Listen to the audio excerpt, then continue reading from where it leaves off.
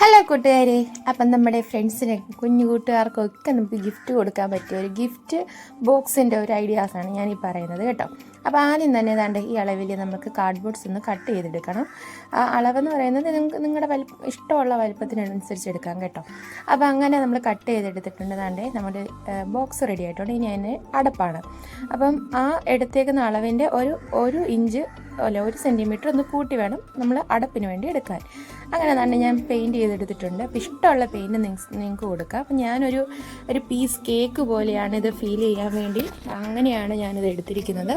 അതുകൊണ്ട് തന്നെ ഞാനൊരു റോസും ഒരു ബ്ലാക്കും ഇതിലാണ് കൊടുത്തേക്കുന്നത്. പിന്നെ അതിൻ്റെ ക്രീമായിട്ട് ഫീൽ ചെയ്യാൻ വേണ്ടി ഞാൻ നമ്മൾ ടെക്സ്ചർ ആർട്ട് ചെയ്യാൻ വേണ്ടി എടുത്തുന്ന ടിഷ്യൂ പേപ്പറില്ലേ, അത് തന്നെയാണ് ഉപയോഗിച്ചേക്കുന്നത് കേട്ടോ. എന്നിട്ടൊരു ചെറിയൊരു ക്യാനിലും കൂടെ കൊടുത്തപ്പോഴേക്കും നമ്മുടെ കേക്ക് ഇവിടെ സെറ്റായി.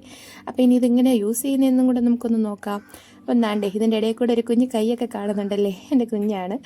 അവനെയും പേടിച്ചിട്ട് ഒരുപാട് കാര്യങ്ങൾ ചെയ്യാൻ പറ്റാറില്ല. അപ്പം ഇങ്ങനെയുണ്ട് നമ്മുടെ ക്യൂട്ട് കുഞ്ഞ് ഗിഫ്റ്റ് ബോക്സ്.